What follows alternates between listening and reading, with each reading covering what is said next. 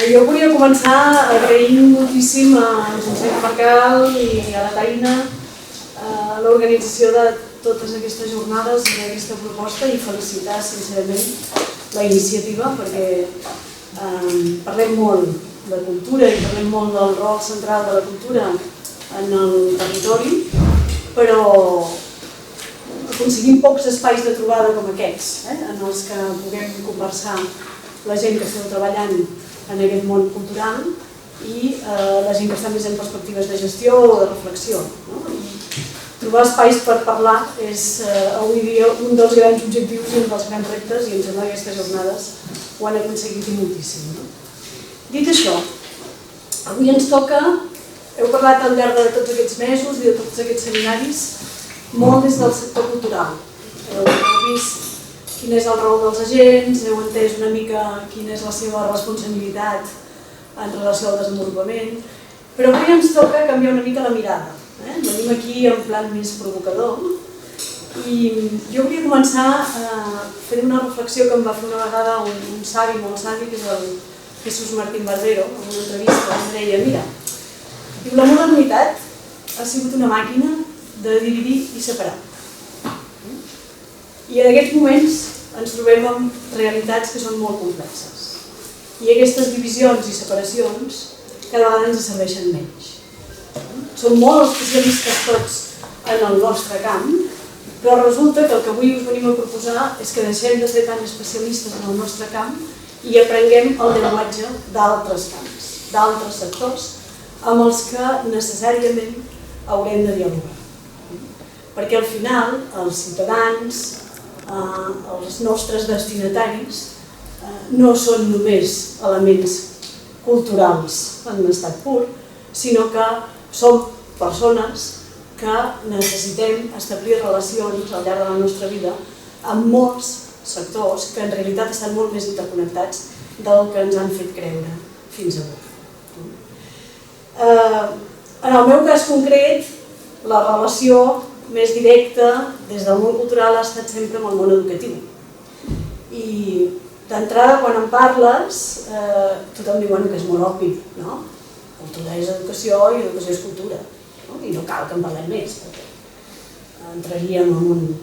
Però això que és tan obvi, sovint val la pena analitzar-ho, com diu el Ferran Adrià, desmuntar-ho, per entendre quines són les dificultats evidents d'aquesta relació entre la gent que treballa en cultura i la gent que treballa en educació. Perquè al final, quan parlem d'educació i cultura, parlem d'això, de les persones que es dediquen a un i altre. I sovint, tant les unes com les altres, estan tan posades en el seu dia a dia i en els seus problemes, diguem-ne, immediats, que s'obliden d'aquesta mirada més global, més transversal, i s'obliden de buscar espais per dialogar entre ells.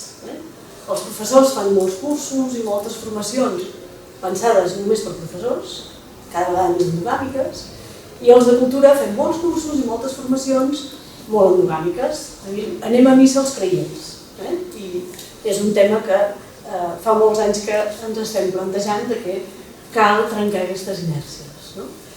En l'àmbit educatiu, que exposaré jo ara breument perquè els convidats són ells i els hi toca parlar d'altres àmbits, ja hi ha moltes iniciatives, des de molt petites a molt grans, que estan intentant trencar aquestes inèrcies i que estan intentant aquest diàleg, no sense dificultats, és evident, perquè els artistes que treballeu en circ, en teatre, en música, en arts visuals, ens costa molt entrar en les escoles perquè són espais blindats, perquè és molt organitzat sindicalment el treball educatiu, perquè són mons amb uns tempos i uns ritmes molt diferents als nostres, les escoles acaben al juny, els festivals comencem tots al juny, les fires artístiques són totes a l'estiu, l'escola és a l'hivern, i ens costa molt trencar aquestes inèrcies, però cada vegada hi ha més petites i grans iniciatives que ho estan aconseguint. Jo només breument volia referir-me a la que tinc la gran sort d'estar liderant, que és la Canart Internacional, que és una petita associació a Girona, que treballa a Salt, a Girona, a Figueres, és a dir, molt propera a tots vosaltres, que el que ha fet bàsicament és establir un conveni amb el Departament d'Ensenyament perquè li deixi treballar a les aules en horari lectiu al costat dels professors amb artistes, amb músics, amb actors, amb ballarins, amb artistes visuals. Aquesta petita gran victòria, que és un conveni amb el Departament d'Ensenyament per treballar des de dins, ha estat revolucionària, perquè vol dir entrar a les aules, entrar en els horaris lectius, sense necessitat de posar una assignatura que es diu música o teatre, sinó ja en el format en què s'està treballant a les aules. No ha sigut fàcil, però quan hem aconseguit crear un grup de treball i crear aquests espais a les aules on es comença a dialogar què del procés artístic i creatiu és absolutament educatiu i què del món educatiu és absolutament vital per al procés de creació, doncs aquí comencen a sorgir històries apassionants. I canvia tothom, canvien els nens, però també canvien els artistes i també canvien els professors. I aquesta és la manera d'entendre la relació, la transformació i el diàleg entre els dos mons que avui us volíem plantejar. En relació amb Conarte, i fent una petita pausa publicitària, dir-vos que precisament la setmana de juliol del 18, ara no sé les dates exactes, el 10, 11, 12 i 13 de juliol hi ha un seminari a Girona, en aliança amb Temporada Alta, que forma part d'aquest projecte, que és un seminari que precisament el que fa és plantejar metodologies des de les arts, però també des del món educatiu, maneres de treballar a les aules que ens permetin acostar els dos mons. I esteu tots convidats, teniu informació aquí i, si us interessa, tanco la pauta publicitària. Educació i cultura, doncs, és un de les interseccions que comença a estar ja molt sobre la taula, en totes les agendes, que a nivell internacional i sobretot a nivell europeu s'està treballant moltíssim. Penseu només que els informes PISA l'any 2020 començaran a medir el que se'n diu la competència cultural i artística. Que ho medeixi PISA vol dir que ara sí que hem de córrer. Perquè vol dir que es demanaran resultats plausibles de com estem treballant aquesta competència en el món educatiu. I el món educatiu no la pot treballar sense el món cultural. I aquí hi ha una oportunitat evident per tots els nostres projectes, per totes les nostres iniciatives, d'oferir-vos i de buscar aquesta aliança perquè realment els nens i nenes siguin capaços de tenir sensibilitat envers el fet creatiu, d'entendre el seu patrimoni, de ser capaços d'expressar-se a través de molts llenguatges. Tot això és el que diu la competència cultural i artística. Tanco el tema d'educació i cultura i passem a un altre diàleg que també semblava molt difícil, i encara ho sembla a vegades, i que ens costa molt sovint els de cultura, perquè hi ha tota una sèrie d'imatges estereotipades i una sèrie de prejudicis encara al voltant d'aquest tema. El Damià Moragas, tenim molta sort de tenir-lo avui aquí perquè és una de les persones més expertes en aquest país en aquest tema. Porta més de 45 anys mediant entre el món artístic i cultural i el món turístic. Ha estat assessorant organismes internacionals, ha estat liderant projectes arreu del món, des d'aquesta mirada que a mi em sembla fantàstica, molt experta en el món turístic però alhora molt sensible amb el món cultural, molt coneixedor del que és el món cultural. Com la Gemma, la relació entre cultura i turisme està subjecta a esdeveniments i a actuacions des de fa molts anys, no realment afortunades. És a dir, soc conscient i corresponsable també com a treballador del sector turístic de les barbaritats que s'han fet. Si més no, també se n'han fet moltes de barbaritats en el cinema i també se n'han fet moltes de barbaritats en la literatura.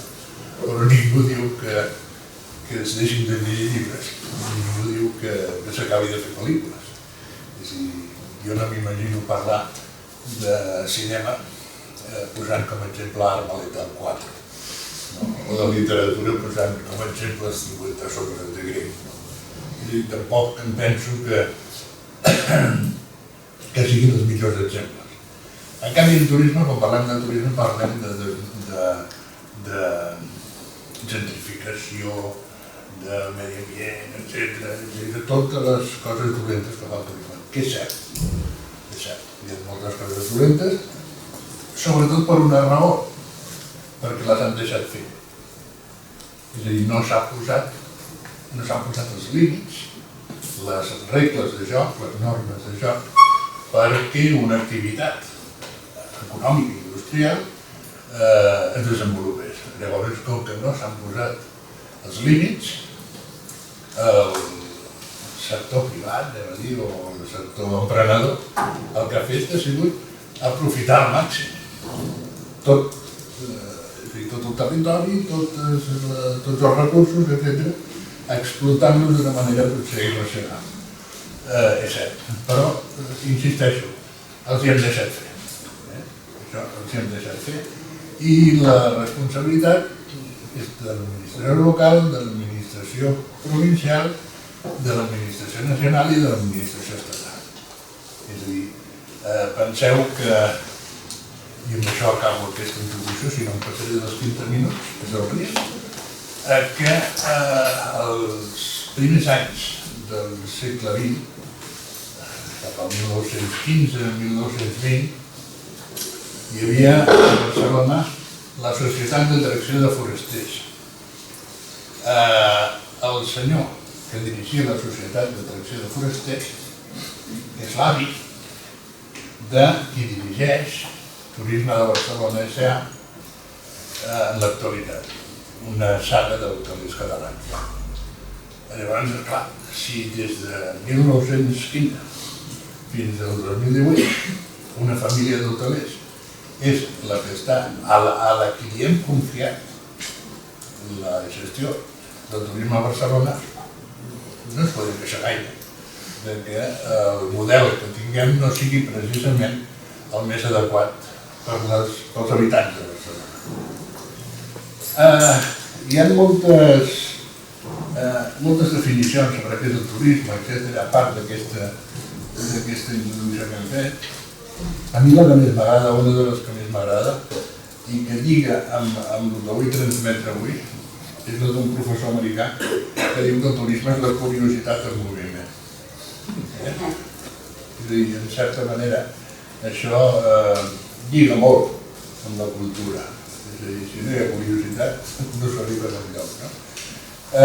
Llavors, hi ha altres definicions del turisme, molt més administratives. L'Organització Mundial de Turisme, organisme que no serveix per res, hi ha un principi. L'Organització Mundial de Turisme és un organisme que estan allà, fa maco,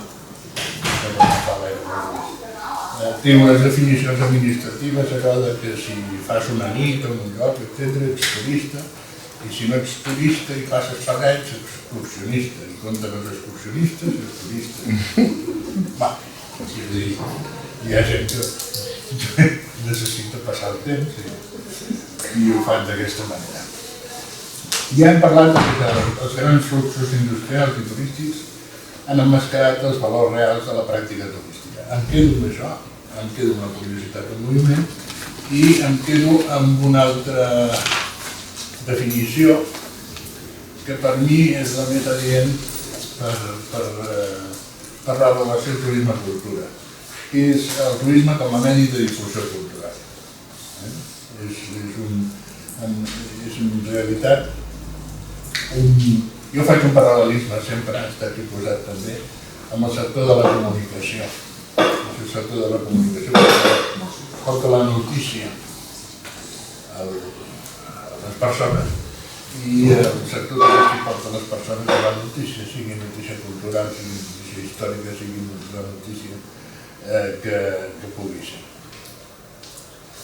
Un altre element a tenir en compte, amb aquesta perspectiva del medi de difusió cultural, és que es confon en moltes ocasions l'activitat turística amb les iniciatives d'altres àmbits econòmics, és a dir, com la indústria immobiliària. És a dir, la indústria immobiliària és la indústria immobiliària i el sector turístic o l'activitat turística és una altra cosa. És a dir, ha arribat un moment en el que jo us puc dir que en 45 anys no he comprat mai un apartament, no he llogat mai un apartament per a un client, ni he construït cap hotel, és a dir, no tinc res a veure amb la indústria immobiliària i he estat 45 anys treballant amb el sector turístic. És a dir, per tant, confondre és a dir, la pressió immobiliària amb l'activitat turística també és un greu problema de perspectiva. En tot cas, sí que destacant que els promotors immobiliaris als anys 80, quan estaven molt mal vistos, la societat ja començava a ser conscient del que significava ocupar el territori d'una manera indiscriminada, en van canviar el xip i van passar-se a dir promotors turístics.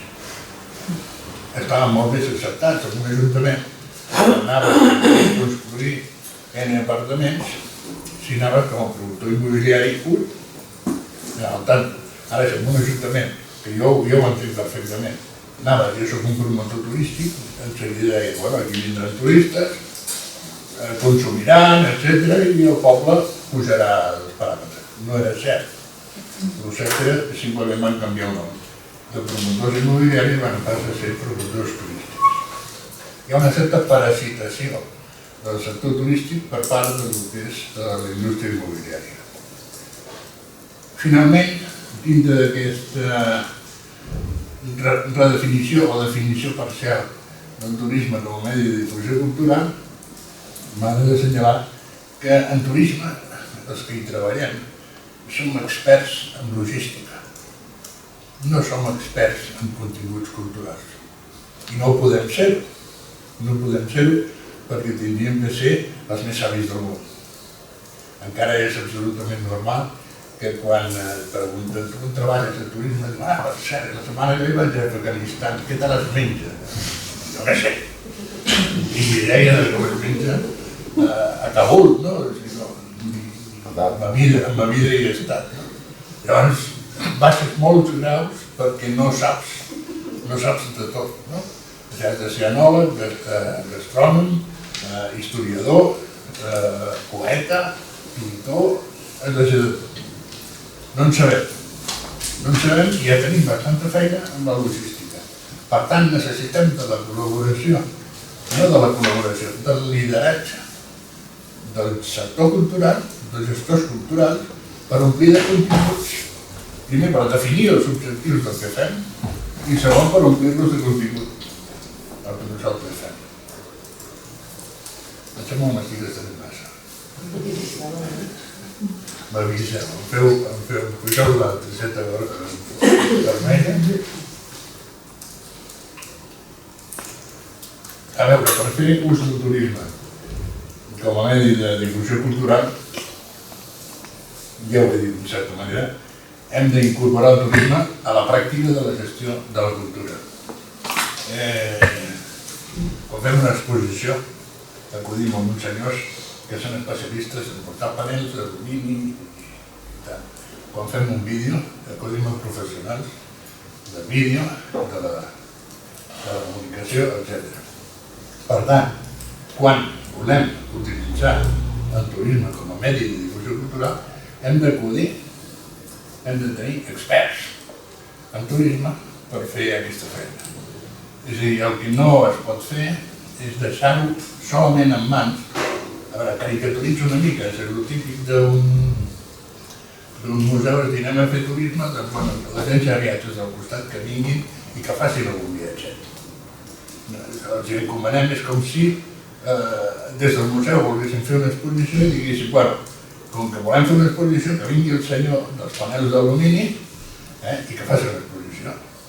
Oi que això seria inconcebible. És a dir, nosaltres hem de complir de continguts, etc. Doncs passa exactament amb el mateix amb el sector turístic. Segon element a tenir en compte per utilitzar el turisme com a medi de difusió cultural. La cultura ha de participar en la gestió del territori, en la planificació turística. Mireu, en els meus anys de treball en el sector turístic he tingut autèntiques batalles perquè això fos possible, perquè la gent de la cultura participés de la planificació turística. I no hi ha hagut manera. Encara estem a les beceroles amb això. Vaig assessorar per compte de la Diputació de Barcelona uns quants territoris turístics de la província de Barcelona i vaig lliurar una autèntica batalla perquè els regidors de cultura participessin de les reunions de turisme i ho vaig aconseguir en un parell d'ocasions i d'una manera molt exòtica. No és habitual i aquesta dinàmica s'ha de trencar. S'ha de trencar perquè si som corresponsables d'un territori i de la cultura d'un territori, el disseny que es fa de l'ús d'aquell territori per a activitats turístiques és cabdal. És cabdal a l'hora de tenir en compte els impactes, a l'hora de tenir en compte els beneficis, a l'hora de qualsevol gestió cultural o turística del territori. Llavors, si no hi ets, algú ho farà, ho planificarà en nom teu. I què passa al final? I això també és una altra cosa que històricament la puc demostrar. En la majoria d'ajuntaments, no sé si hi ha responsables municipals aquí, perdoneu-me, el que passa és que quan hi ha un tema de turisme, diuen que vinguin els hotelers. I a les reunions de turisme les fan els hotelers, que és molt maca, que tinguem els hotelers. Però que cap a casa seva, és natural, que es compren cap a casa seva. Ja he dit abans que el president de la Societat de Forasters de Barcelona era l'avi del que és actualment el president de Turisme de Barcelona, que són hotelers. Recerca, conservació i difusió, que són els eixos de la gestió del patrimoni, necessiten fons. I s'ha acabat l'època, em penso que tots som conscients, l'època en què tot venia de l'Estat, de la Generalitat, de la Diputació, etc. Em sembla que s'ha acabat l'època de cada any presentar el pressupost perquè tot venia. I a més,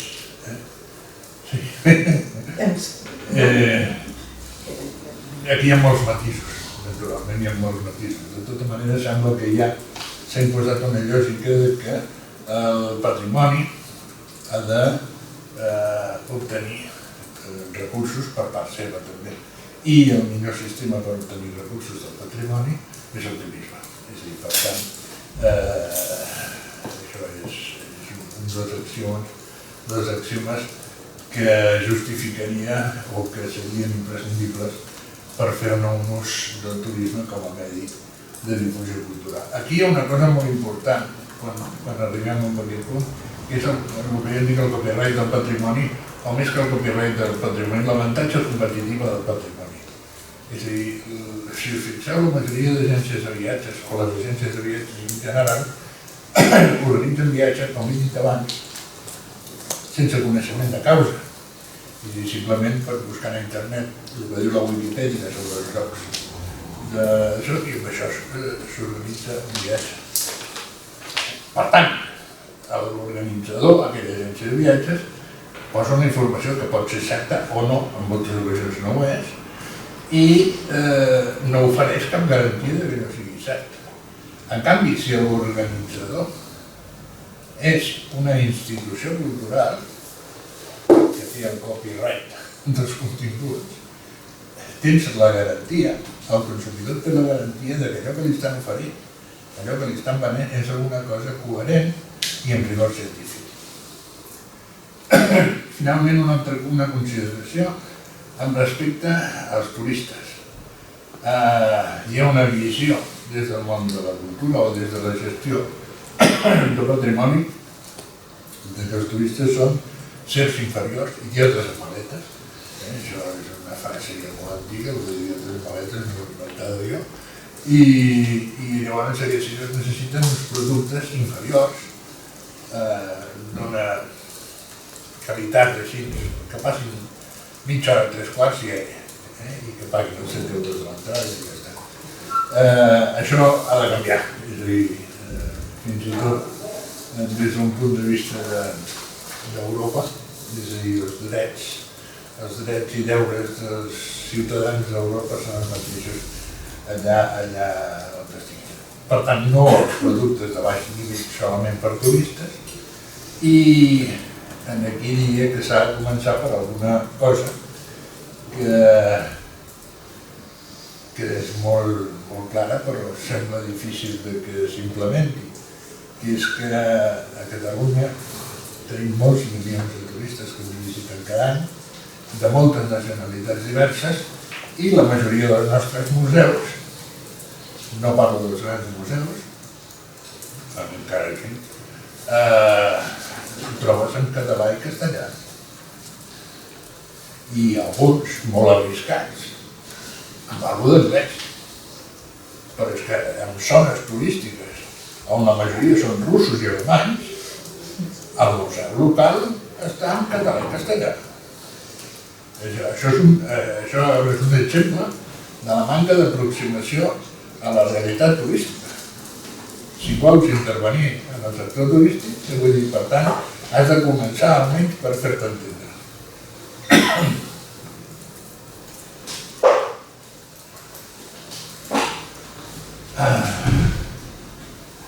Diré més ràpid.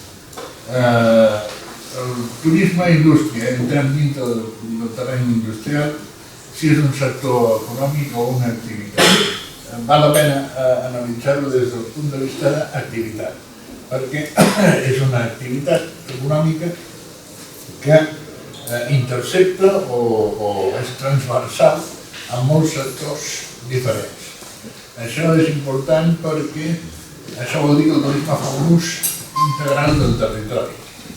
Un ús integral del territori i, per tant, afecta les carreteres, afecta la sanitat, afecta el medi ambient, afecta el consum d'aigua i, per tant, afecta també a les institucions culturals del territori.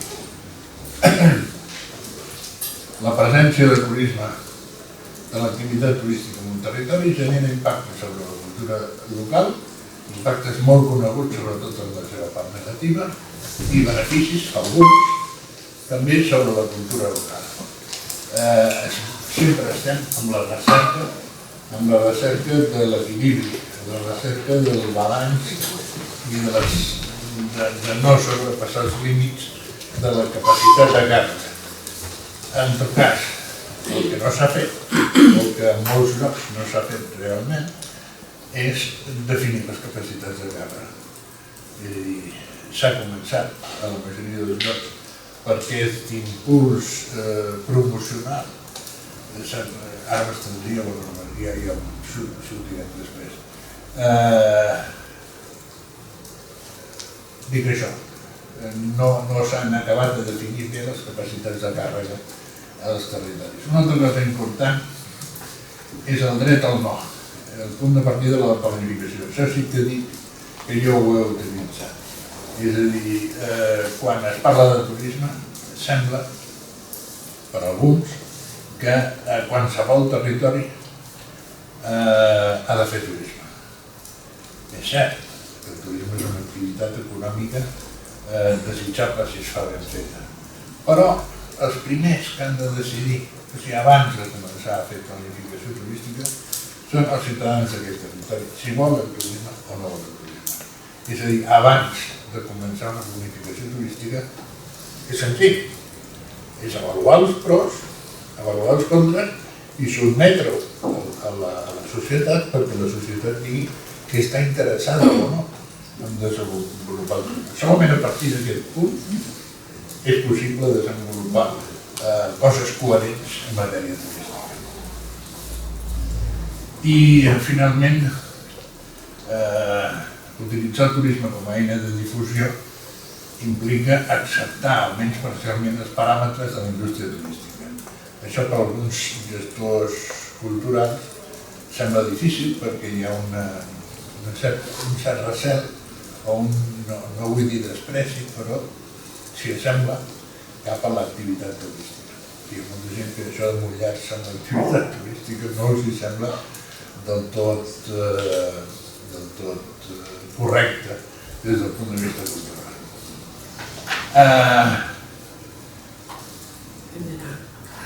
Hem d'anar. Acabo amb dos gràcies. Això de productes turístics ja en parlarem més endavant si teniu interès, però respecte a productes turístics res més vull dir que és el gran hàndicap de Catalunya. És a dir, tenim una quantitat de recursos increïbles per fer productes turístics, però no els fem. Llavors aquí hi ha una cosa, és a dir, la gent parla de producte turístic perquè en un territori hi ha una ermita. Doncs no és un producte turístic. És un producte turístic quan tu trobes muntat, organitzat, pagues un preu i vas a veure l'ermita. Llavors és un producte turístic. I aquest procés és difícil. Aquí poso sempre el mateix exemple. Si un territori de vaques, té vaques, però no té producte làctic. Tens producte làctic quan els iogurts i quan la llet embotellada estan en les estanteries del supermercat. Mentre tens vaques i res més. Doncs el mateix és aplicable al turisme. Amb comercialització de producte turístic cal oblidar la dinàmica antiga del turisme, que de l'agència de viatges que fa un producte, que no sé què, perquè això ha canviat molt. Ara estem amb les autopistes de comercialització, amb empreses molt especialitzades que són els autèntics gestors de tot el que fa el turista. Van començar amb els allotjaments, van seguir amb el transport, especialment el transport aeri, i ara hi ha autèntiques multinacionals de la gestió d'activitats. Les experiències, no? Si això de les experiències va per ahí perquè en parlarem després. Sí, després tindrem una estona per al debat i podrem comentar.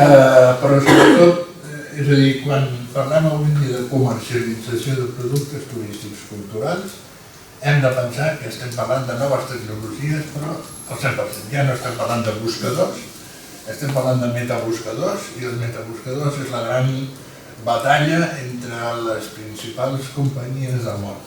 I això és una tecnologia determinada que s'ha de conèixer i que, en certa manera, té les seves complicacions. Continuarem parlant de això. Moltes gràcies, Daniel. Realment, si alguna cosa, a mesura que passa en els anys tinc clar, és que no soc especialista pràcticament de res. I que el que em mou és el que deia el Daniel, la curiositat. En aquest sentit, no s'espantem perquè tocarem molt temps en la presentació que faig. El que pretén la comunicació ponència és inspirar-vos, perquè entengueu que la sostenibilitat i la cultura estan no directament, sinó íntimament relacionades. És veritat que el tema de desenvolupament i sostenibilitat és un tema que des del món de la cultura ens pot sobtar, però veurem com no ens és així. El primer plantejament és una primera definició de què s'entén per desenvolupament sostenible. És una terminologia que va néixer en 1987 i va néixer bàsicament des del punt de vista del medi ambient, també des del turisme, pels problemes de saturació, pels problemes de canvi climàtic, i que bàsicament el desenvolupament és aquelles coses que són capaces de satisfer les necessitats actuals sense comprometre recursos i possibilitats de les generacions futures. És a dir, no hem d'anar cap enrere, però hem de ser conscients que hi ha un futur. Per tant, qualsevol activitat, per tant la cultura, el medi ambient, són sempre activitats sostenibles si es poden conservar. Un aspecte molt important que vosaltres heu sentit parlar de sostenibilitat és que es pot tenir una sèrie de pilars. Els més coneguts és l'econòmic, a tothom ens demana una sostenibilitat econòmica per als projectes, la social, l'ambiental i no tant la cultural.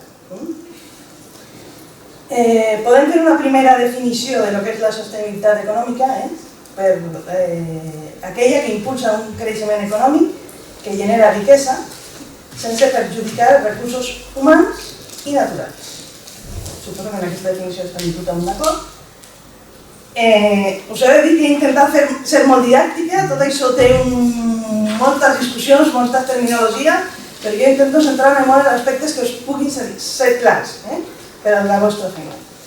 La sostenibilitat social és aquella que fomenta el desenvolupament de les persones, les comunitats i cultures per aconseguir un nivell global de qualitat de vida per a tothom, també de sanitat i una educació adequada i equitativa. En aquest sentit, un dels aspectes més centrals és la lluita per la igualtat de gènere. Un aspecte que en la literatura sempre pensava que podia desenvolupar-se només en el tercer món i estem veient que pensaven que havien avançat molt i estem en les reserves encara. La sostenibilitat ambiental és aquella que defensa la natura, la naturalesa, perquè no sigui una font il·limitada de recursos. Perquè la natura no és una font il·limitada de recursos. Hem de tenir cura, hem de vetllar per la seva protecció i el seu ús racional. I l'aspecte tal vegada més important en la xerrada que estem tenint avui és la sostenibilitat cultural, entesa com aquella que facilita el creixement econòmic, perquè és important el creixement econòmic, mediant la creació de llocs de treball, és important que el sector de la cultura generi llocs de treball, també és molt important el turisme, les indústries culturals i sobretot perquè la sostenibilitat cultural incentiva la creativitat, la innovació, el progrés humà i sobretot el benestar de les persones. Bé, i què té que veure això amb la nostra professió, el que desenvolupem? Bé, suposo que vosaltres a l'hora de demanar projectes, a l'hora de marcar-nos en àmbits més generals, a vegades heu d'acudir a marcs globals per situar el vostre concepte. Jo he intentat explicar-vos el més recent de tots, que és l'agenda del 2030 per al desenvolupament sostenible.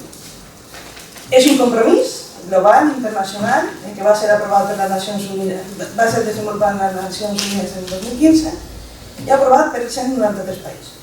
Aquests compromisos no són obligatoris, però totes les línies, totes les polítiques culturals, totes les accions que es facin en aquesta línia, millor que s'adaptin a aquests compromisos globals.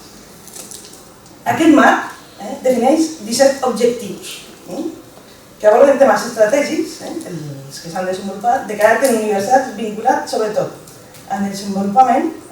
Per tant, que és important posar l'accent aquí, resoldre els problemes en diferents dimensions de la pobresa.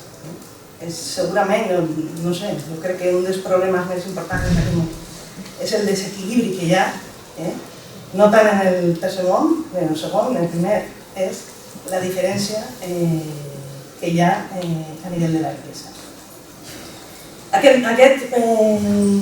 Aquest compromís ha definit 17 objectius, veieu a la pantalla, i veieu que hi ha aspectes molt concrets, concret però a la vegada molt linear, com és el fin de la pobresa, la fam que sigui a nivell zero, la salut del benestar, l'educació.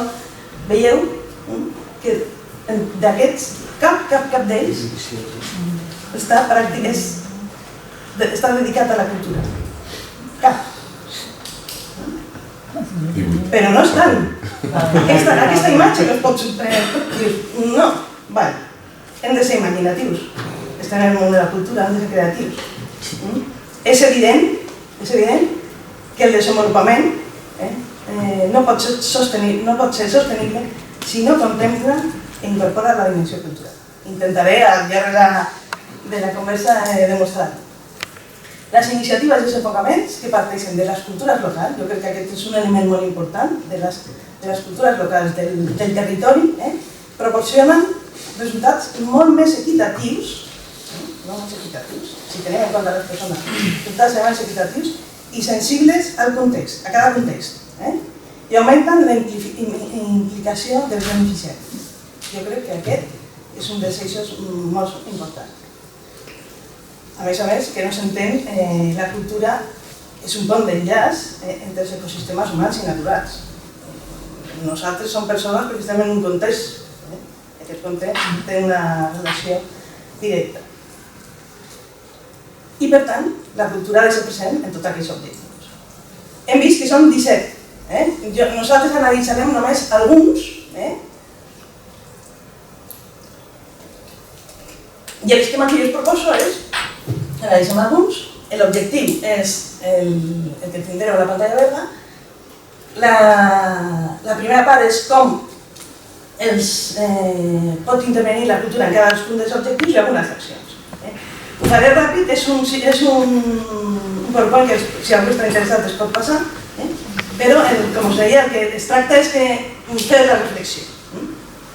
Per exemple, en acabar la pobresa en totes les seves formes i tot el món, podríem pensar que té poca relació amb la cultura.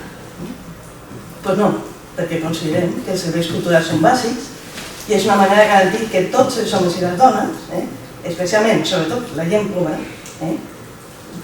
i els vulnerables, han de tenir un accés igualitari. És una base. S'han de tenir en compte les expressions, els serveis, els béns i els llocs patrimonials per a contribuir al desenvolupament econòmic i inclusiu. Quines accions es podrien fer en aquest sentit? Hi ha moltes, però jo he seleccionat algunes, com és establir normes perquè tothom tingui accés a la cultura d'una manera igualitària i integrar capacitats culturals i preservació de recursos en estratègies locals. Com es pot traduir això? Hi ha molts exemples, hi ha molt bones pràctiques, i aquí, per exemple, tenim el cas d'una ciutat d'Indonèsia que el que ha desenvolupat és un programa de tradicions artesanals dedicades al batik. El batik és una manera d'imprimir les teles. En aquest sistema han aconseguit que un 60% de les persones, de les dones d'aquesta ciutat tinguin treballs d'una manera estable, perquè s'han especialitzat en una determinada artesania tradicional. Un altre dels objectius és garantir l'educació inclusiva. La Gemma ja ha parlat que la cultura i l'educació estan íntimament lligades. És més, i també ho han avançat ells, cada vegada els límits, les definicions són molt més etèries i està tot molt més relacionat. Garantir una educació inclusiva, equitativa i de qualitat i promoure oportunitats d'aprenentatge per a tothom és un dels objectius fonamentals. Com pot tenir això implicació amb la cultura? Desenvolupant programes educatius que incloguin continguts relacionats amb la diversitat cultural, amb l'educació artística, amb les llengües i amb aspectes relacionats amb el desenvolupament sostenible. Ha explicat el cas de Conarte, ha explicat ja molts exemples. És una manera d'adquirir competències, habilitats en el món de l'educació. Això és molt important. També, totes les instal·lacions, però sobretot totes les instal·lacions han de tenir, sobretot les culturals, s'han d'obrir a l'educació. I sobretot, que això és molt important, els artistes i la gent del món de la cultura ha de tenir un compromís per implicar-se en aquests objectius. Aquest és un exemple molt similar al de Conarte. És una sèrie d'artistes, es va crear un programa a la ciutat de Barcelona que es deia Creadors en Residència, en el qual durant una sèrie d'anys els artistes anaven als diferents instituts de Barcelona a desenvolupar un projecte similar al de Conarte. Un altre exemple, aconseguir la igualtat de gènere i empoderar a totes les dones i negres. Què és important? És important aconseguir que les dones participin i que tinguin veu. Per això és molt important eliminar la discriminació de gènere. Com? Per exemple, un exemple que nosaltres hem tingut la sort de viure, que és un país que és Guinea-Bissau, que és, si hi ha 187 països, 193 països, Guinea-Bissau en el nivell de pobresa està en el 187, és a dir, en mínim. Una associació de dones ha creat un sistema que és reproduir una sèrie de textils tingits i estan desenvolupant tot el procés, des de la producció fins a l'exportació. I cal dir que en un país tan pobre com aquest ja estan aconseguint exportar aquests textils. I estan aprenent i tot és una organització només de dones. Per tant, està molt relacionada la cultura i el gènere. La discriminació de gènere. Un altre exemple. Garantir l'accés d'una energia assequible, segura, sostenible, moderna per a tothom. Com? La imaginació, la creativitat,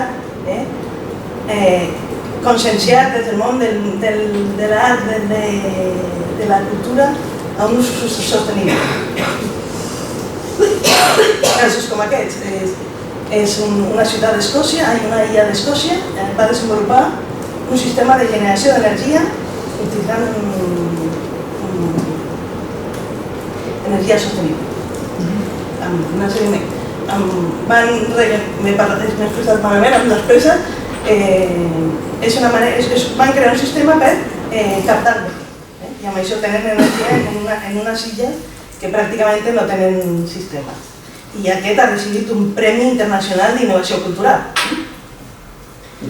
Un altre exemple, un altre objectiu, promoure el creixement econòmic sostingut, inclusiu i sostenible, i estic llegint perquè és el redactat exacte de l'objectiu. Inclusiu i sostenible, l'ocupació plena i productiva i el treball decent per a tothom. Com es pot fer des de la cultura? Generant ocupacions que siguin inclusives, sostenibles i equitatives. Jo crec que per això que dèiem en connexió amb el territori, amb què hem de ser sensibles, nosaltres hauríem de ser un exemple per desenvolupar aquests projectes.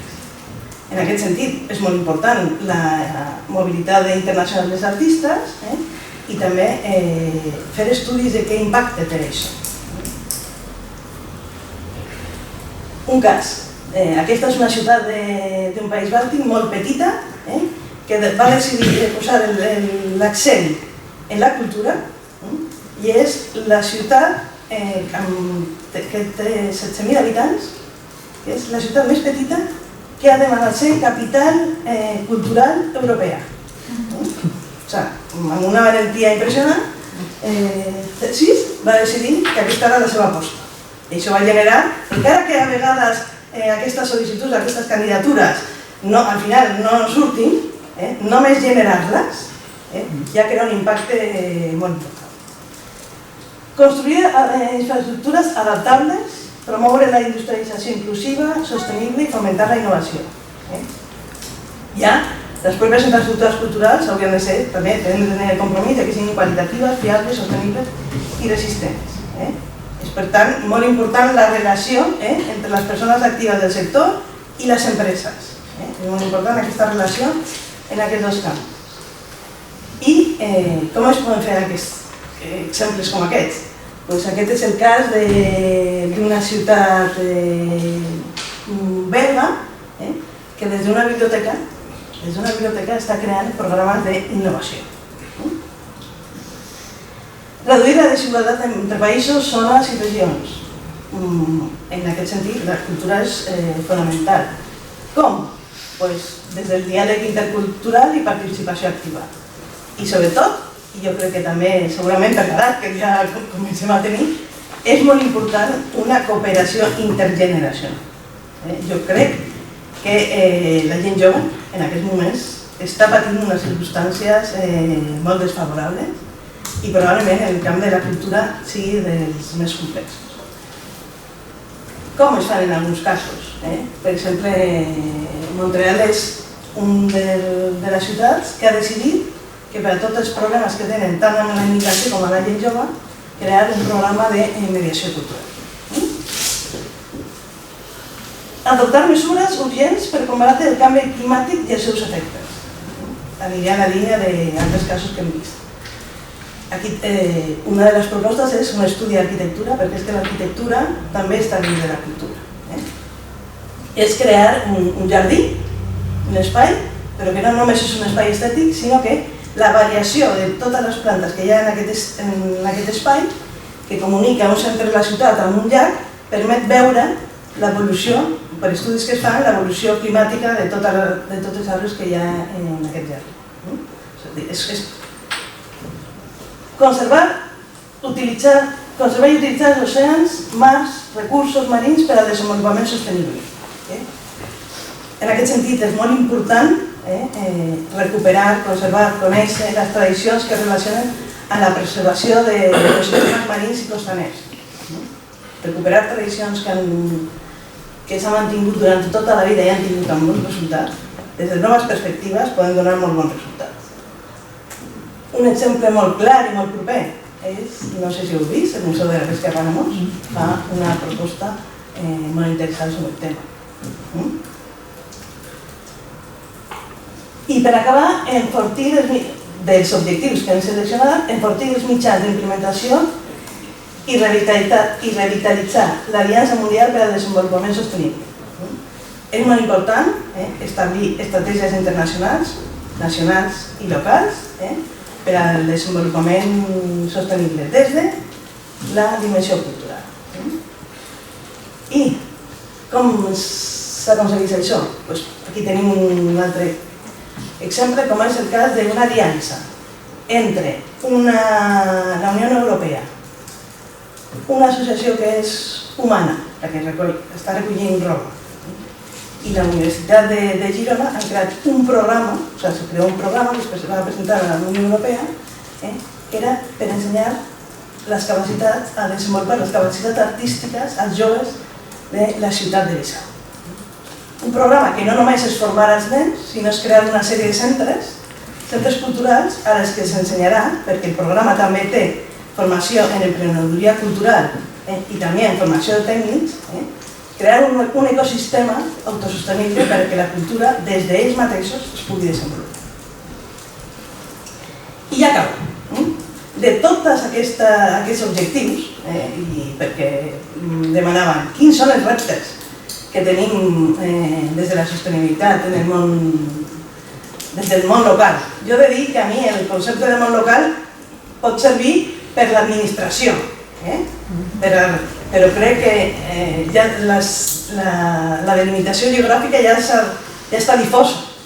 Una persona que treballa en un lloc s'informa en un altre, té relacions amb un altre, per tant ja el concepte de local ja no el conserva com un sistema propi o un sistema que es pugui mantenir.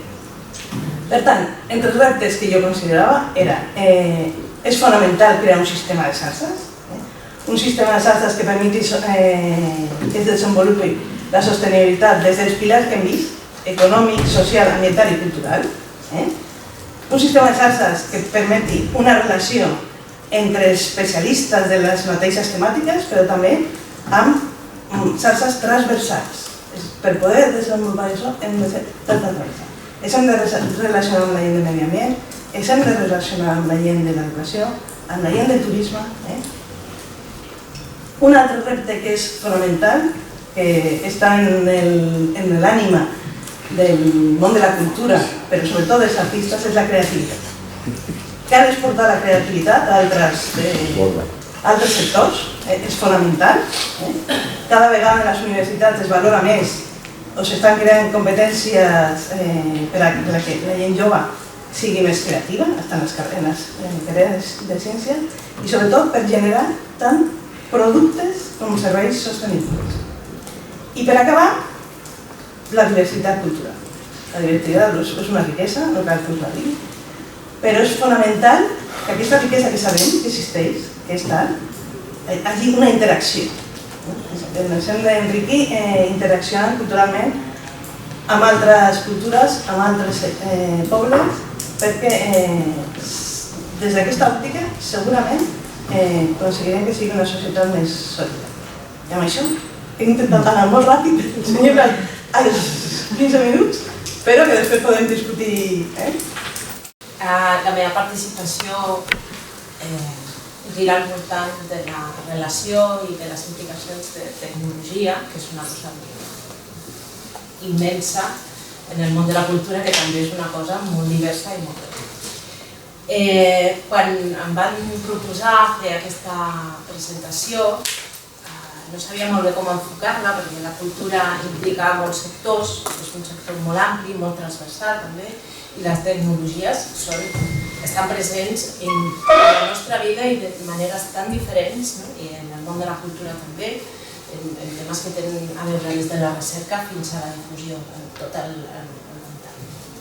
Llavors, us proposo més aviat una reflexió, si voleu, una mica genèrica, però jo crec que és important tenir clar els canvis i les transformacions que la tecnologia avui dia ens està formant part del nostre dia a dia i també de la cultura, des d'un sentit ampli.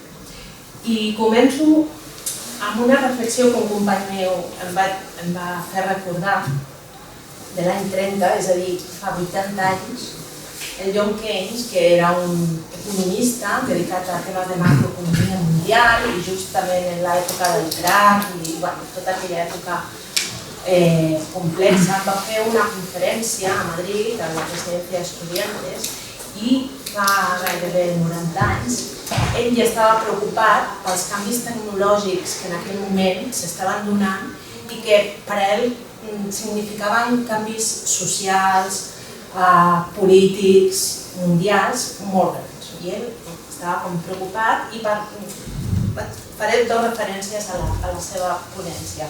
Una parlava del desempleo tecnológico, de com les màquines, ja en aquell moment, o la capacitat que tenia la tecnologia i les màquines que s'estaven fent en aquell moment, portaria a automatitzar moltes feines i, per tant, tot aquest neguit al voltant de com les màquines substituirien a les persones. I, per tant, també, i diguem com a part positiva si en tenia, cada cop les persones tindrien més temps per al temps d'oci, perquè treballarien menys. Anem a veure.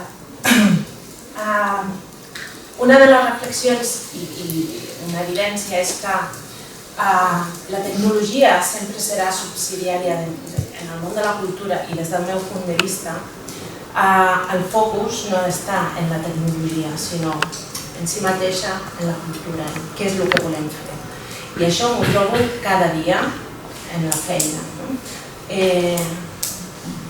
Molts agents, moltes institucions, molts professionals també, posen per davant la tecnologia perquè és l'últim, perquè és el més modern, perquè és el més innovador, quan en realitat la innovació real està en la capacitat de crear, en què les idees siguin realment bones i després ja li posarem la tecnologia que calgui o la que puguem en funció de la dimensió en la que estem parlant.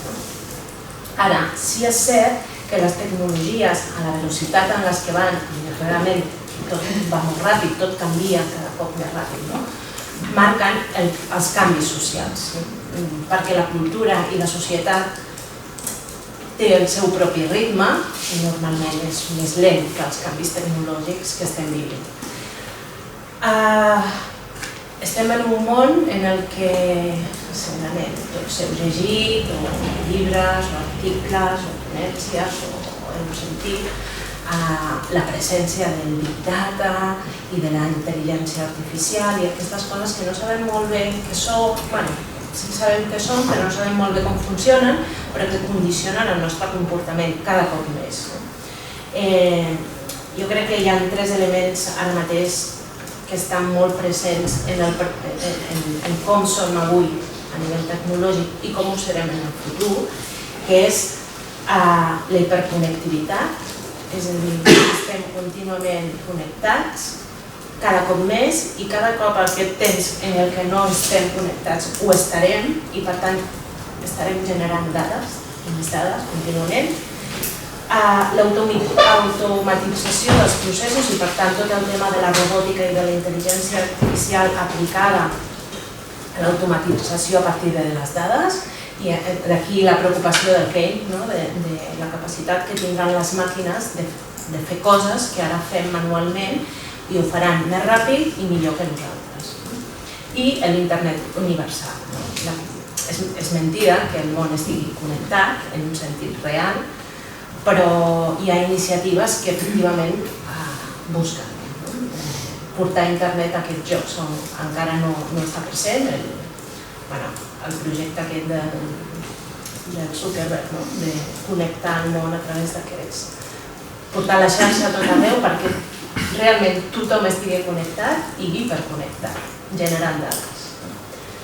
Això sembla una mica apocalíptic i hem sentit i llegit segur moltes coses en aquest sentit. No serem catastrofistes, però la cosa ve una mica per aquí. En aquest panorama hi ha dos components que jo crec que influeixen molt en el món de la cultura. Per una banda, tot el tema Big Data i intel·ligència artificial en la manera en què es creen continguts a partir de la demanda d'aquestes dades i també en la manera en com ens arriben, i una altra en com les consumim o les comprem, ens descobrim que és tota la part més vinculada amb la difusió i el coneixement, la realitat virtual i totes les derivades de la realitat virtual, augmentada, mixta, etc. Maneres en com ens arriba la informació o com generem aquests nous continguts de consum. I aquí torno a fer una reflexió que estava també en aquest discurs del Key, que deia que com a producte de l'aplicació de la tecnologia i per tant de l'augment del temps de l'oci de les persones, el títol d'aquella conferència era algo així com el futur dels nostres, els reptes dels futurs dels nostres nens, és a dir, nosaltres. I els preocupava que la gent no estava preparada per gaudir del temps d'oci, perquè fins a aquell moment, bàsicament, les persones estaven programades o estaven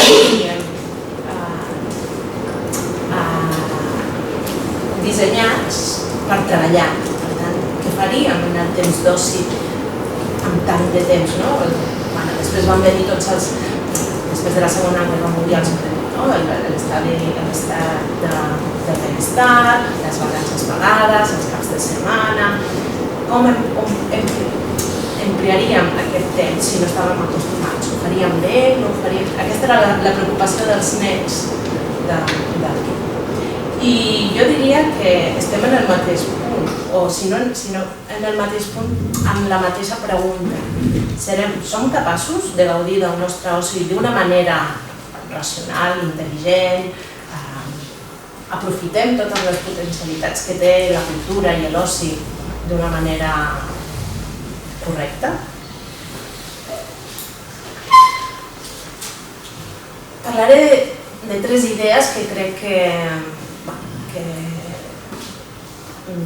dirigeixen aquest discurs. La primera és que la tecnologia la tenim omnipresent, això és una evidència, cada dia utilitzem aparells que portem a sobre, que són potents màquines, que les coses funcionen, i això que li dic, l'internet invisible. Les coses funcionen i hi ha un desenvolupament tecnològic al darrere molt complex que no entenem, però les coses funcionen. I el telèfon va i podem fer moltes coses amb les pantalles i amb les tecnologies digitals que no sabem ben bé com van, però estan ahí i funcionen. I el que està ahí i al darrere són desenvolupaments molt complexos i que tenen moltes implicacions en els nostres comportaments socials, en els nostres comportaments com a consumidors i en els nostres comportaments com a usuaris de la cultura.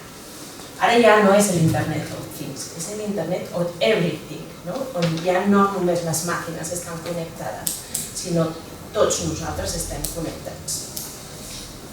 És un concepte que cada cop més s'aplica en temes d'indústria 4.0, en temes industrials purs i durs, en la reducció i l'automatització cada cop més de processos per reduir costos dintre de la indústria, però que també està arribant al nostre dia a dia, fins i tot ja no com a consumidors culturals, sinó com a consumidors en general.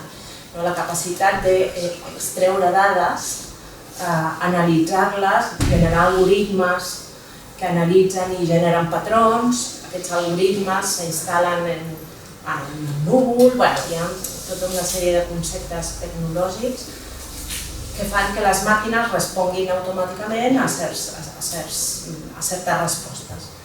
Nosaltres estem també aquí, les persones i la connexió de les persones. Aquesta tecnologia omnipresent, a més, tendeix en l'àmbit sobretot del consum cultural i del consum diari a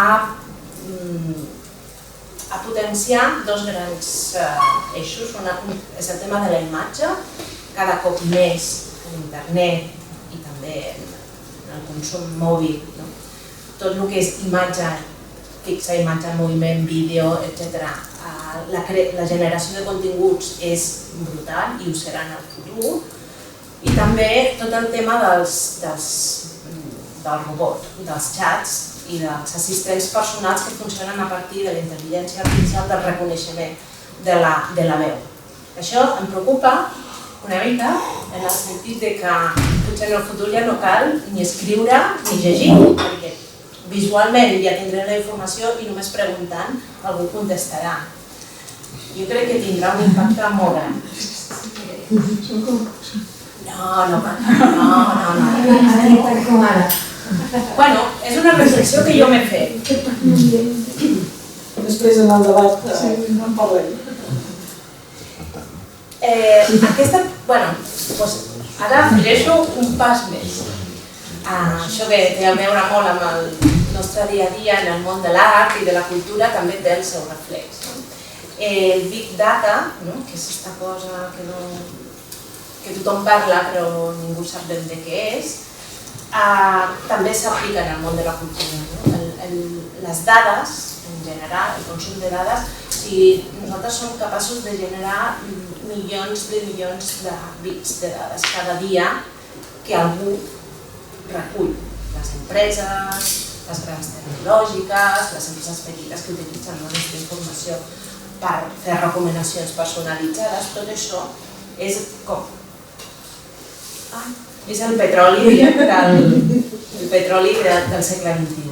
En el camp de l'art ho hem vist com s'aplica.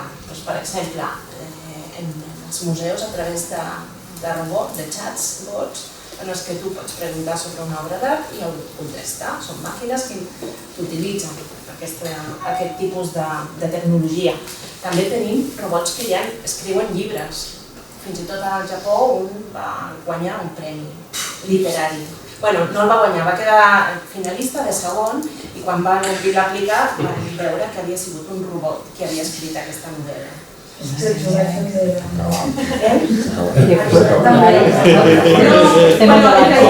experiment per a universitats japoneses, però la capacitat... Tenim, no sé si coneixeu el darrer Rembrandt, és una obra pintada a partir d'algoritmes. És una obra no pintada per Rembrandt, però que és l'últim Rembrandt. Són projectes de recerca d'universitats, museus, en els quals a una màquina se li nodreix de quantitat d'informació sobre la seva manera de pintar, les tipologies, tota la informació possible a partir de l'obra de Rembrandt, i la màquina va generar una obra, un robot. No ens agobiem, Ja esperem. I llavors què ens queda? Què ens diferenciarà de les màquines? Nosaltres tenim la creativitat, no?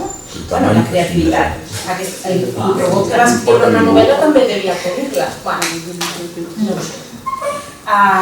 La intuïció, l'humor, la ironia, què és el que ens diferenciarà algun dia? Podem pensar que la intuïció, que és una cosa molt... que no s'explica, és difícil d'explicar, és difícil d'escriure en un algoritme. Doncs ja comença també amb això, Ho dic perquè... No vull ser catastrofista, però són coses que estan passant. Estem en un moment molt incipient, però tot va molt ràpid. I potser si en 10 anys hem fet tot això, que no farem d'aquí a 10 anys, 10 anys no estan, no? Hem vist una exposició a París feta exclusivament amb obres fetes per robots, s'ha fet l'AlphaGo Zero, és un programa, el Go és un joc xinès molt complex que es basa molt en la intuïció, no hi ha una regla que es pugui transformar en un algoritme i es basa molt en la intuïció, que han fet una màquina que ha guanyat el Go. Però, malgrat tot això, la tecnologia jo continuo defensant que ens pot ajudar en la cultura. Estem parlant d'un nivell de coses molt grans que arribaran potser, però també la tecnologia ens pot ajudar a millorar l'oferta cultural i les formes de la cultura. Perquè no hem de ser catastrofistes, o sigui, el nombre de llibreries ha crescut aquest any. Han tancat moltes de llibreries clàssiques, però n'han obertes d'altres, perquè els models de negoci han canviat. Però les tecnologies poden ajudar en aquests nous models de negoci? Sí, la resposta és sí. Tenim la música. La música segurament és el sector de la cultura que millor s'ha adaptat al món digital, o com a mínim ho està fent molt bé. El consum de la música es basa molt en els concerts, els festivals, la música en viu, el merchandising, el món dels artistes. El cinema, els festivals de cinema s'han multiplicat, busquen nichos de mercat molt més petits, molt més ubicats. Els museus, el patrimoni, també utilitzen les tecnologies de la comunicació i la visualització per generar nous continguts que abans, quan tu anaves a un museu i deies un quadre, ho sabies una mica o deies, m'agrada o no m'agrada. Les biblioteques no han deixat d'existir els llibres en paper per més que han aparegut els llibres digitals, i encara el llibre digital és un percentatge molt petit en comparació. Fa 5 anys tothom deia ja no es faran més llibres perquè ara tothom deia no ha sigut així. I hi ha un camp per recórrer en el tema de les biblioteques i els serveis que les biblioteques donen a la gent. En definitiva, i aquesta és la tercera idea, la cultura transcendeix de la tecnologia. La tecnologia ara és una i demà passat serà una altra i no sé, en el futur serà una altra, però el que és important és que els conceptes i allò que volem explicar, allò que volem conservar i transmetre, sigui amb la tecnologia que sigui. Què tenien en comú totes aquestes iniciatives que hem parlat? La necessitat de fer col·lectiva una acció, anem a un concert, anem al cinema a la fresca, anem a la biblioteca perquè allà n'hi ha altres persones, perquè podem comunicar-nos i perquè podem establir unes relacions que jo, mirant cinema a casa amb Netflix, molt bé, no estaré en contra, però en definitiva hi ha moltes altres coses que podem fer que tenen a veure amb l'acte col·lectiu de la cultura. Per tant, i acabo perquè no tinc més temps, com a repte jo diria que hi ha molt per fer en temes de diversitat cultural. Em preocupa bastant el monocultiu cultural que les grans plataformes digitals ens porten, que té a veure també amb com nosaltres consumim.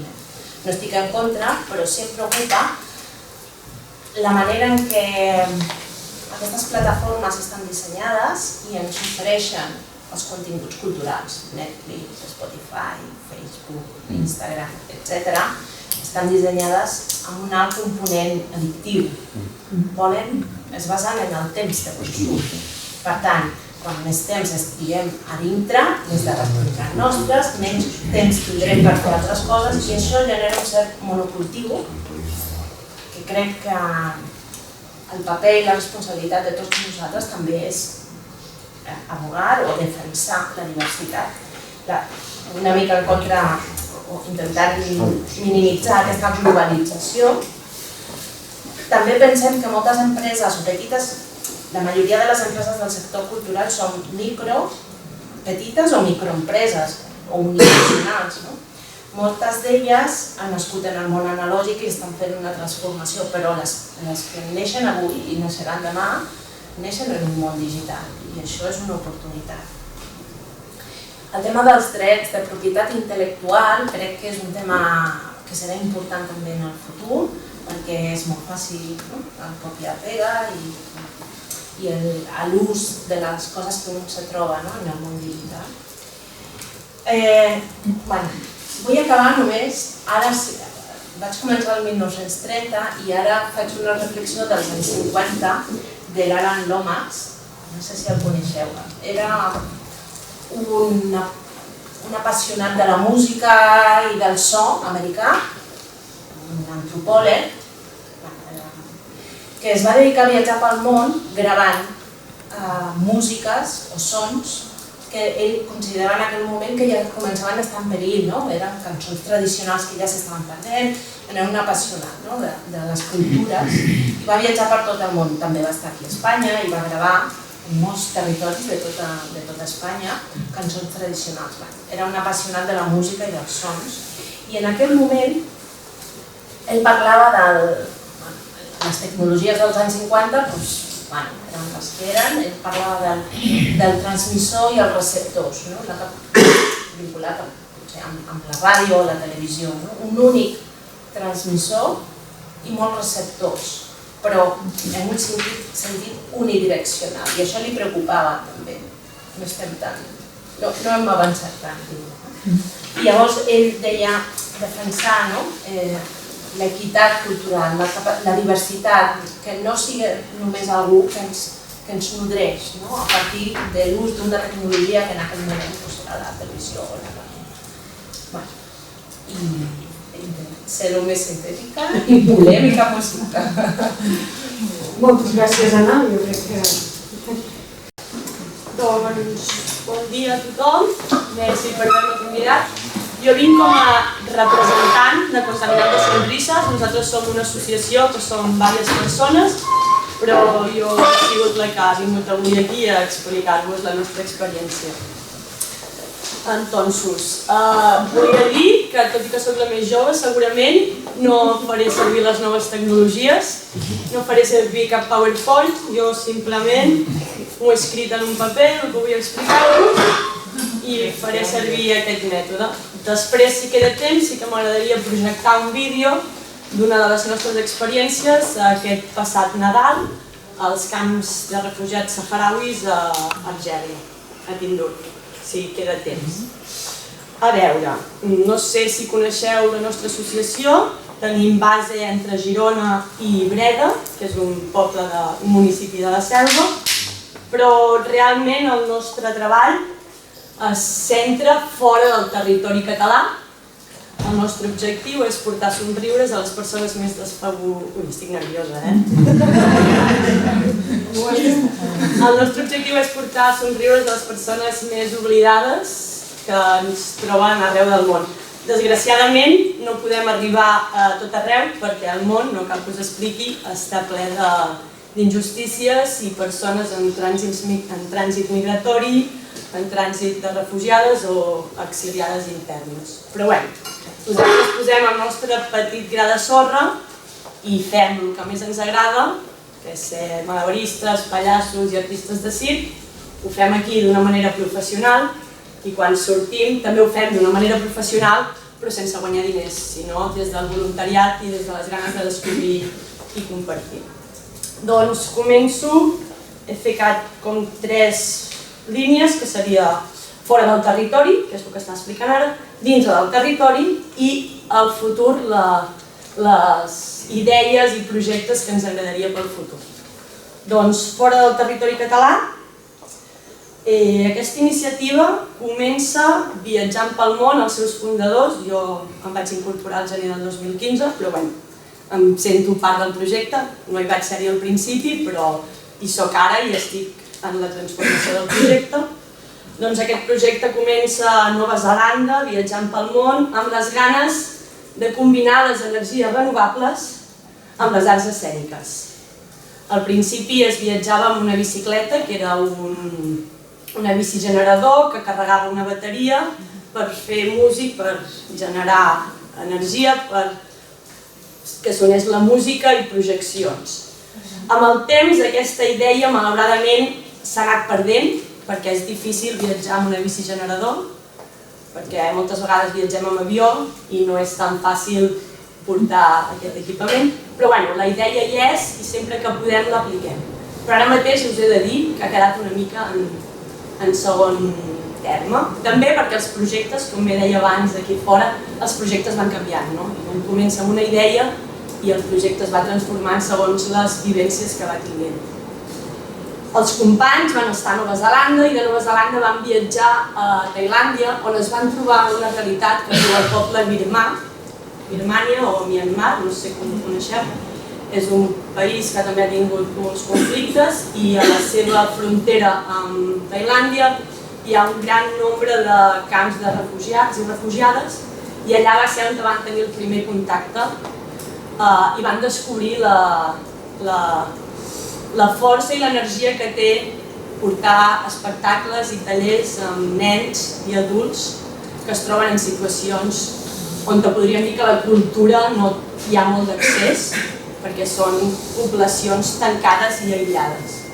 I aquí va ser una mica quan va començar a transformar-se el projecte.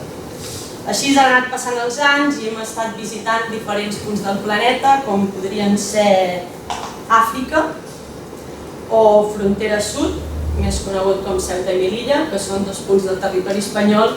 No sé si he tingut mai l'oportunitat d'anar-hi, són dos llocs horribles. O sigui, a veure, són macros, però són dos llocs amb realitats molt fortes, perquè són dues fronteres europees dintre d'un territori africà.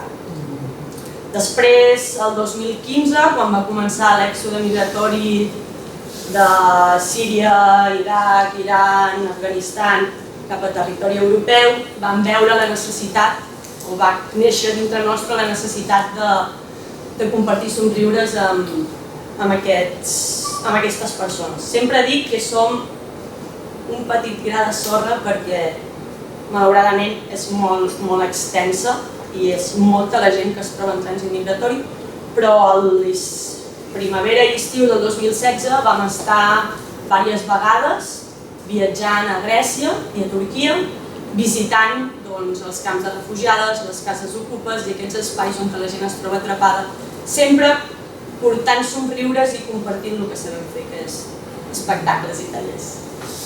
I així han anat passant els anys i ens trobem en l'actualitat que continuem fent això.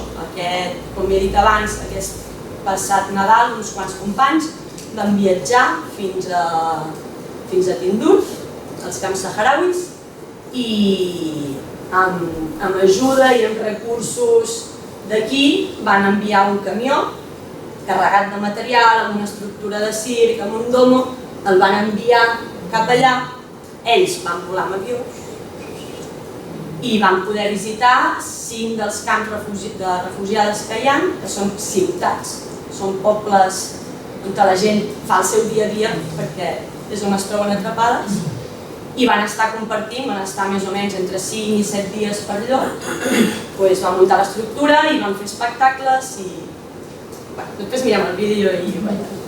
I recentment hem estat al Líban, que és un altre país, suposo que coneixeu, el Líban és un país molt petit, que hi ha en frontera amb Síria, al nord d'Israel, que també viu una de les situacions més dures del planeta, és el país del món amb més refugiades per càpita. Això significa que una de cada 4 persones que ara mateix estan al Líban són vingudes de Síria. També hi ha un altre gran percentatge de persones, terceres generacions ja de persones que van venir d'Israel. Perdó, m'he equivocat, és molt gran, perdó, disculpeu-me. Que van venir de Palestina, i ara ja Palestina ja són petits reductes, doncs el Líban, malauradament és un país amb una situació bastant durilla. I què fem? Doncs fem això, visitem els llocs que normalment no surten a les guies turístiques, visitem aquells llocs que no són agradables perquè la situació que es viu és dura. El Líban està ple d'assentaments de persones.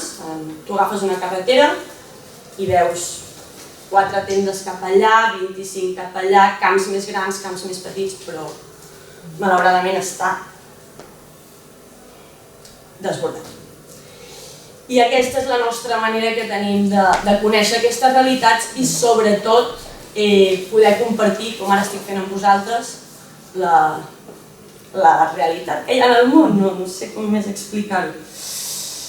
I tot això ho fem també dintre d'aquest concepte que és el circ social, que és com totes les parts socials de la música, del teatre, doncs és la part pedagògica i transformadora per educar a través del circ social. El bo del circ és que té moltes disciplines, té els malabars, els equilibris, la part més física, l'acrobàcia, l'expressió corporal. Doncs nosaltres portem petits tallers amb pocs recursos. Els companys que van estar al Sàhara van tenir la sort de poder portar el camió, però jo quan he estat al Líban he tingut que volar, llavors he portat 4 coses dintre la maleta i allà he compartit el que he pogut.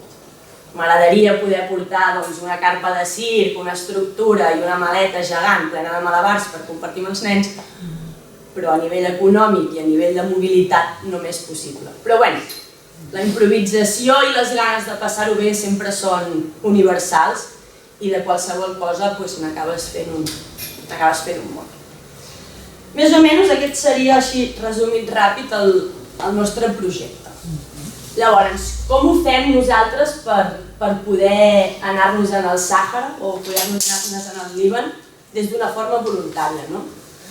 Doncs fem el nostre treball dintre del territori, que seria el punt 2 del meu propi PowerPoint. El punt 2, un moment. Doncs des de fa 3 anys, aquest any serà el 4è any, fem un festival que es diu el Dia del Circ a Breda, com bé he dit tenim una mica de seu a Breda, i aquí he pensat en tu, quan has dit que els festivals eren de juny a setembre, nosaltres, per exemple, vam triar el mes de novembre i vam decidir que faríem un festival el tercer cap de setmana de novembre, que sí, fa molta fred, però com que a l'estiu estem fent bolos i estem treballant i hi ha moltes ofertes culturals, vam veure que potser fer una cosa al novembre, per molt que fes fred, portaria molta gent, i així va ser. El primer any, el 2015, que l'associació tenia 1 any i mig, no portàvem molt de temps, vam fer la primera edició i la veritat és que el resultat va ser molt positiu. Amb l'ajuda de l'Ajuntament i l'Unió de Botiguers hem anat fent que aquest festival creixi i es consolidi. I el que ens ajuda aquest festival, que és a gorra, vull dir que és taquilla inversa, és a recaudar diners per la nostra associació, a poder explicar, fent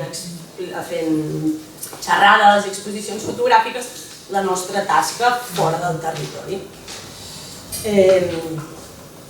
Llavors, això ha anat fent que anem fent contacte amb altres associacions que fan més o menys el mateix o que els interessa el nostre projecte i així, a poc, any a any, anem fent xarxa. I de moment estem molt contentes i aquest any, jo ho he de dir, tenim data, perquè cada any ja ho hem decidit, que és el tercer cap de setmana de novembre, si no és que coincideix amb alguna cosa molt gran, doncs aquest any serà el 17 de novembre. Que queda molt, jo ho sé, però qualsevol cosa cultural i així necessita temps. Sí. Que jo al febrer ja parlava d'això i tothom em deia, però si queda molt, dic, mira, a la teva vida queda molt, però la meva és un treball constant de mes a mes anar... Clar, també ho he dit des del principi, tot això surt del voluntariat i de les ganes de compartir que tenim com a associació. Llavors ens porta molta feina. Llavors també fem altres coses per poder tenir aquests diners, perquè sempre viatjar és a mi, que la meva economia no és molt gran, és car, agafar un avió, pernoctar a les ciutats és car, el menjar, el transport, per molt que a vegades viatgis a països d'un poder adquisitiu més baix, sempre són calés. Doncs fem diverses coses, com per exemple avui que estic fent la xerrada, o fem tallers de circ o tallers de construcció de malabars amb material reciclat. Llavors també fem exposicions fotogràfiques, fem xerrades, fem una mica de tot per poder compartir la nostra vivència, per poder emplenar la nostra guardiola, per poder tornar a marxar. És una mica el feedback que trobem actualment aquí.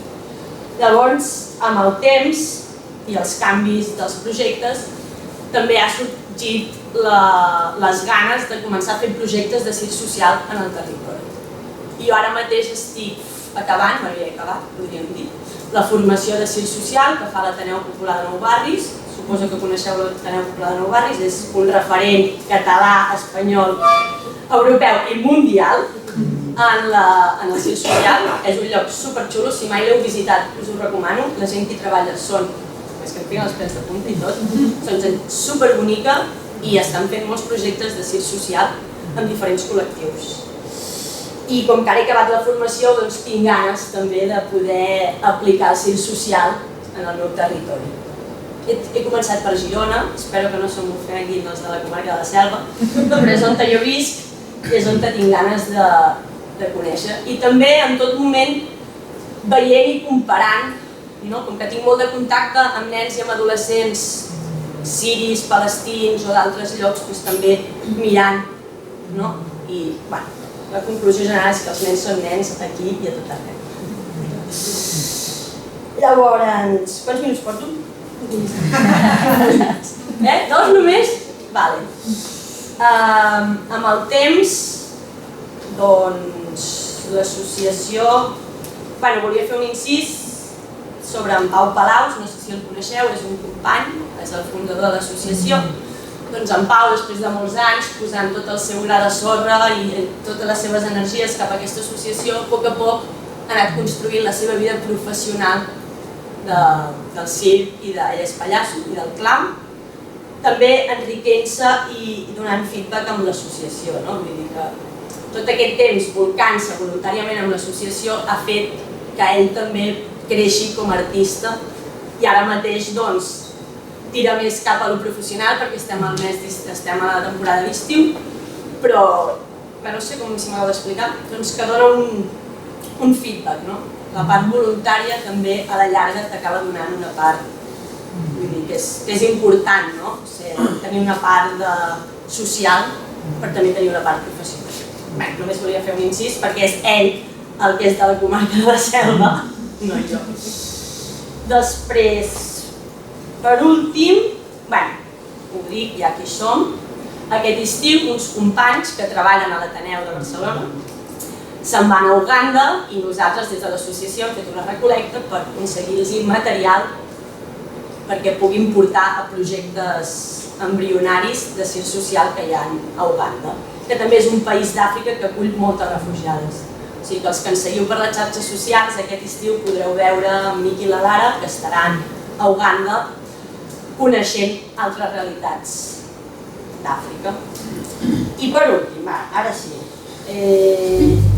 volia fer una mica de feedback amb totes les coses que heu estat parlant vosaltres, que jo estava allà escrivint perquè m'han despertat moltes coses les 3 xerrades.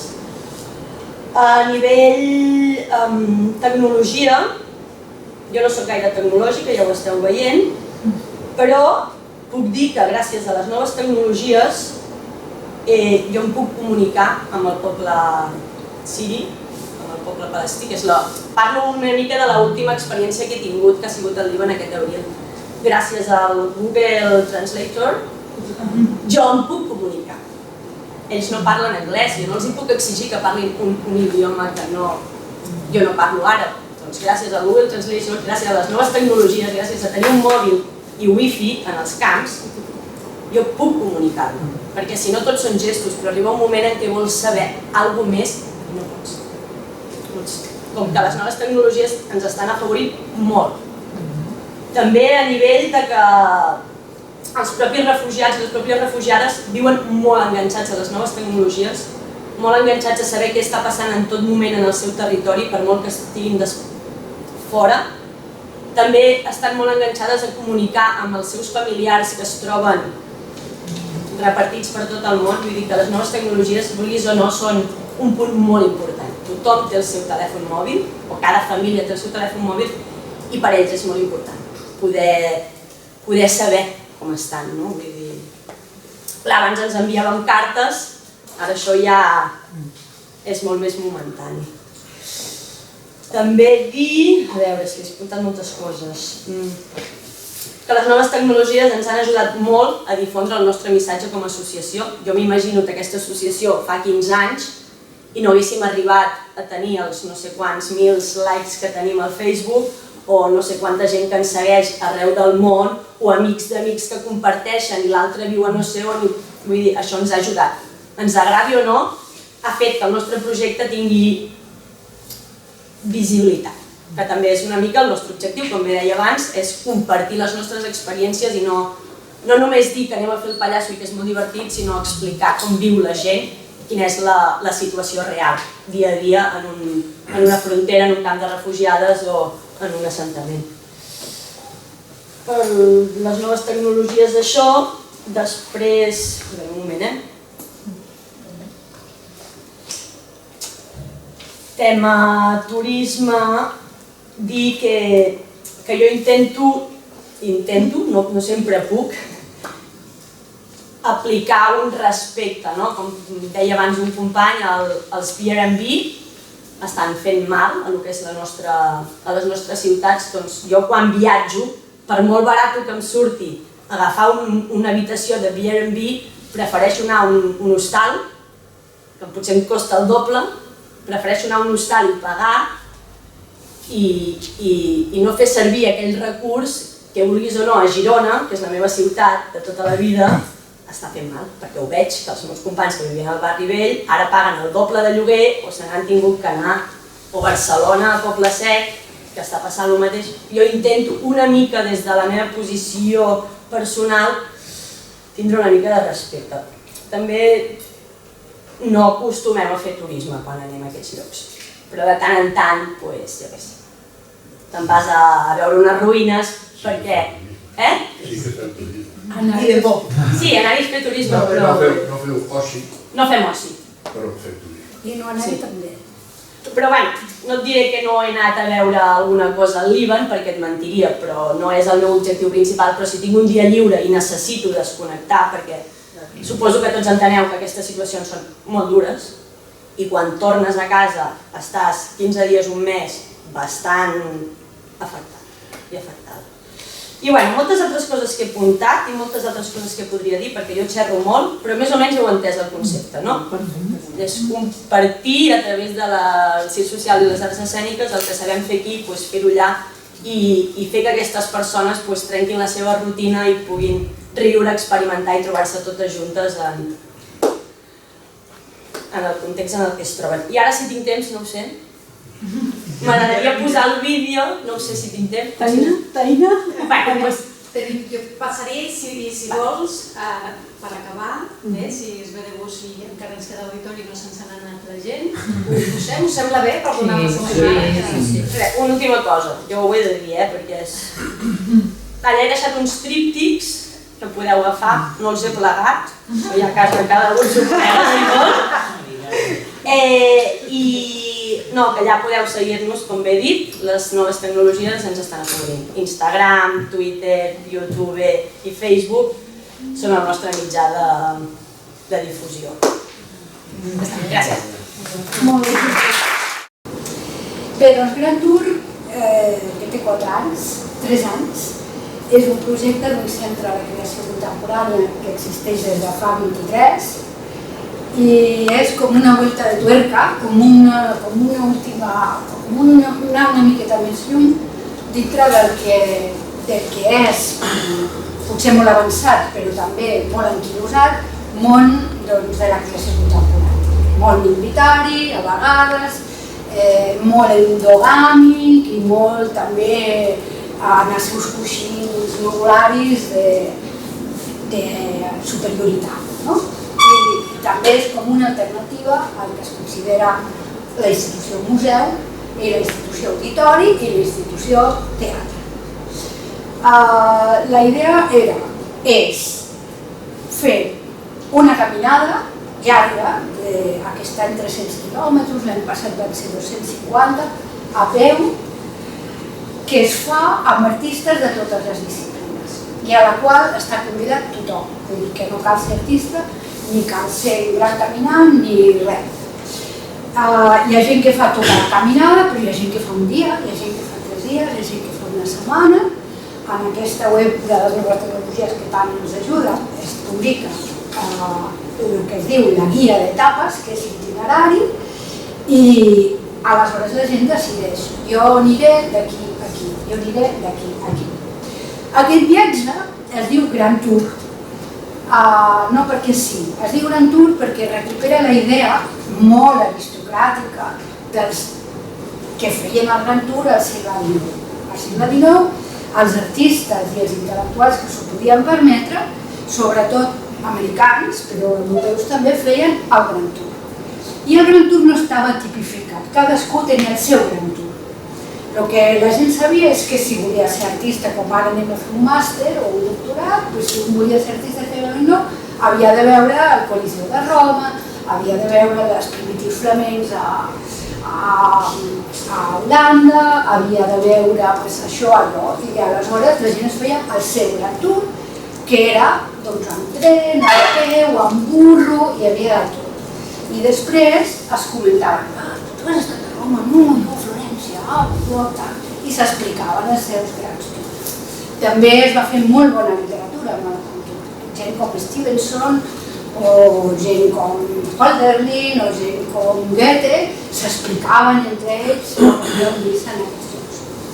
Llavors, el nom de Grand Tour és aquesta idea de que no està posat l'accent sobre el que hi ha, sinó que està posat l'accent sobre el que tu pots fer. Evidentment que vas a llocs fascinants, però com dèiem amb ella abans, amb la Júlia abans, tot arreu pot ser un lloc fascinant, perquè a tot arreu hi ha una realitat intensa. Altra cosa és que nosaltres no tinguem molt temps i que hem d'escollir.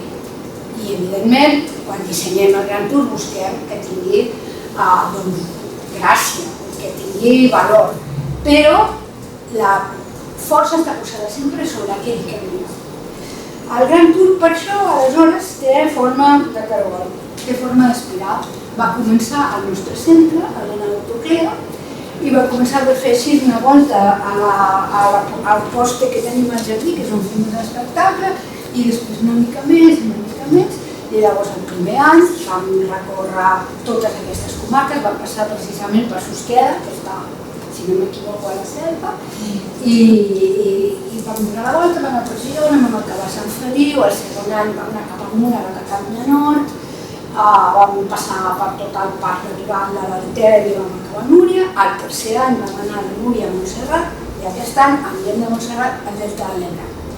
L'any que ve, no sé, ens hem de tirar a l'aigua o direm que no sé, però en tot cas aquest any és un any molt poderós, molt fort, perquè anem a veure les comarques del Penedès, el Priorat, els Ports, a l'Ebre, i per nosaltres de la Catalunya Nord som gent que tot això ho tenim com molt llunyà i que ho coneixem tot. En tot cas, a tot arreu, a part de caminar junts, una altra cosa que fem és connectar amb la població local, amb els artistes de la població local, perquè tan important és anar com acollir. Vull dir, moltes vegades, com més consciència tenim de la nostra realitat és quan som anfitrions. I tan important com ser visitant és ser anfitrió. I això sí que és una pràctica senzilla que tots tenim superinterioritzada, que quan ens ve algú a casa ens motivem i ensenyem el millor que tenim. I a més, de cop dir, hòstia, és que és veritat que les herbes que fa la no sé qui són increïbles i la seva ratafia no sé quants. O és veritat que l'art conceptual que fa tal artista, que mai li hem fet ni cas, i de cop ens donem compte que és allò que mostraria. O aquella cova que sabem només nosaltres. I ho dic també perquè, en aquest sentit, perquè penso que, jo soc bastant caminant i molt buscadora, i penso que aquí tenim una cosa que els dos no tenen, i és que quasi res s'ha descobert encara. A mi no m'agrada Escaladei com és ara, amb perdó la gent d'Escaladei, perquè jo he vist Escaladei com les ruïnes d'un gravat del segle XIX. I he vist caure l'aigua de la cisterna per les escales, i jo ara allà en un museu i anar passant per allà no m'agrada tant. Clar que m'agrada, però no m'agrada tant. I aquí hi ha moltes coses amb més o menys valor institucionalment patrimonial, però hi ha molts llocs i moltes coses que no estan encara descobertes i que donarien per molt per fer coses d'aquest tipus. És a dir, que aquesta autenticitat de l'espai, aquesta autenticitat del lloc, jo crec que és un potencial enorme que tenim. Susqueda, Joanet, Cladells, és que és increïble. Vull dir, tu vas allà per l'eix transversal, surts un moment, 10 minuts i dius, ostres, i allò no està descobert. I a més, la teva descoberta o el teu donar a descobrir fa que és la teva mirada la que de cop reconstrueix aquell espai i el converteix en un lloc meravellós. Per tant, si voleu un patrimoni exclusiu, que no tinguin els altres, doncs la Selva té un patrimoni al·lucinant. I, bueno, podria dir molts detalls, jo crec que ja m'estic... no? Podria dir moltes altres coses. El web nostre és extensíssim, allà teniu els 4 anys, els 3 anys que hem fet més la proposta que fem per aquest agost i allà podeu mirar tot el que vulgueu.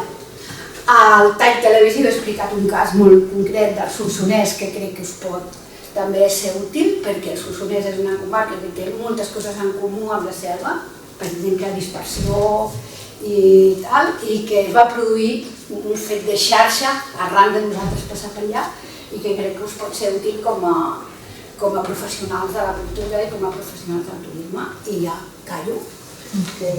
Sí, només afegir que des del Museu de la Vida Rural, a l'Espluga de Francolí, on ara tinc la gran sort de treballar, ens van proposar per fer d'amfitrions del Gran Tour i penso que és molt interessant perquè és tot el que estava dient el Damià, és a dir, aquesta idea de quan pensem en el turisme pensem en els grans turoperadors i els autocars organitzats i precisament jo crec que els museus i els espais culturals hem de tornar a pensar en el turisme des d'aquesta essència, des d'aquest back to basics, de tornar al sentit real de les coses i per molt micro que sigui, la qualitat i el valor afegit que té això és infinitament superior a aquestes grans accions de màrqueting. Exacte, i posar el viatger en el centre de l'experiència. I aquí és on jo deia, l'experiència, però l'experiència és que t'ho prenguis en sèrio, que realment la vida és curta i que en aquell moment a tu t'estigui passant alguna cosa. I si no, no sé, no val la pena. I en canvi, al voltant, al costat de casa, això es pot produir. És una qüestió de compromís i aquest compromís s'ha d'exigir i s'ha de provocar en l'interlocutor que tens, que és no el turista, que ja està molt gastada la paraula, sinó el viatger. I per això calen gestores culturals com la Clara, que saben combinar la logística del món turístic a petita escala amb la força i la qualitat, la creativitat i el respecte a la diversitat del món cultural.